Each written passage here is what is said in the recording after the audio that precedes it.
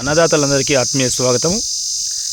మహారాష్ట్ర, మధ్యప్రదేశ్, ఛత్తీస్గఢ్, హిమాచల్ ప్రదేశ్, గుజరాత్ రాష్ట్రాల్లో కొంతమంది మన సబ్స్క్రైబర్లు రైతన్నలు ఇచ్చిన సమాచారం ప్రకారం మాత్రమే ఈ అనాలిసిస్ వీడియో అయితే చేసినాను.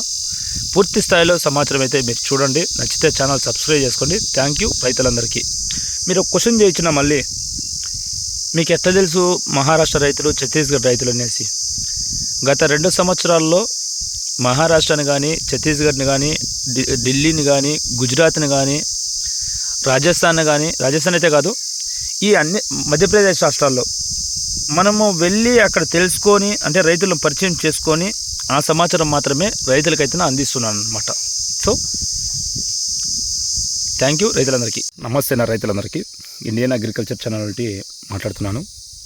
గత 5 నెలలుగా టమోటా ధరలు ఈ విధంగా ఉండడానికి వచ్చేసి ప్రతి ఒక్కరు కూడా కారణమేనా?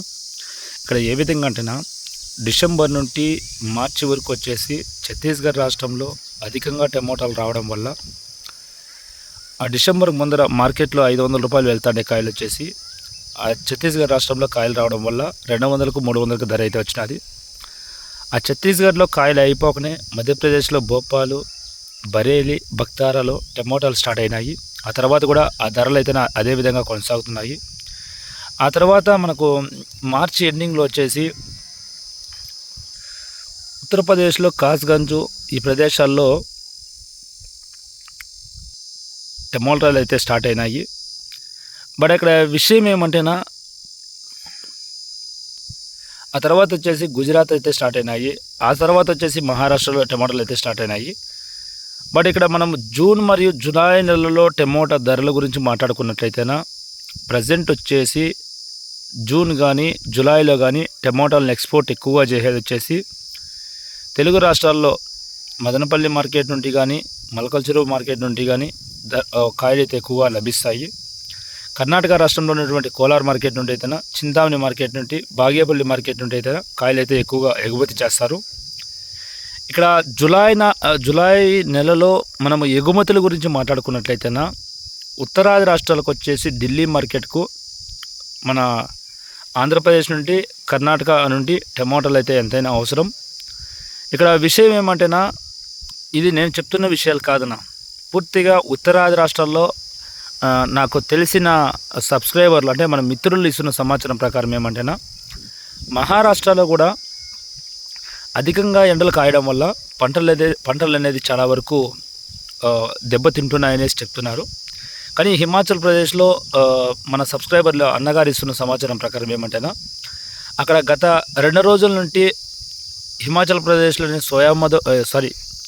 ప్రదేశ్లోని మండీ జిల్లాలో సుందర్నగర్ నుండి, సిర్మూర్ నుండి ఆ ప్రదేశంలో అయితే వర్షాలు అయితే పడుతూ ఉండడం వల్ల పంటలు అయితే దెబ్బతింటాయని చెప్తున్నారు. కానీ ఇక్కడ విషయం ఏమంటే, జూలై నెలలో వచ్చేసి టమోటాలు అయితే ధరలు అయితే మారేదానికి అయితే అవకాశం ఉన్నది.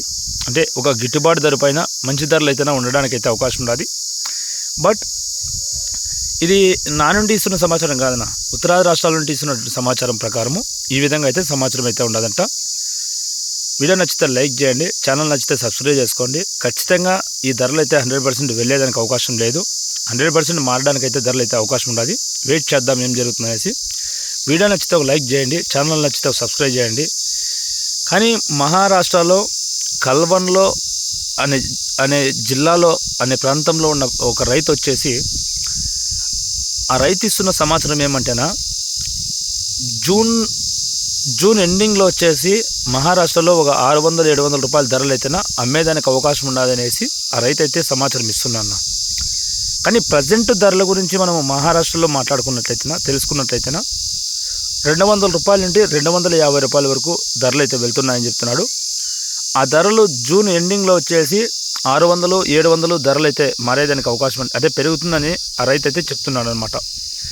ఇది రైతు ఇచ్చిన సమాచారం ప్రకారం మాత్రమే నేను ఈ సమాచారాన్ని అయితే ఇస్తున్నాను. ఇక్కడ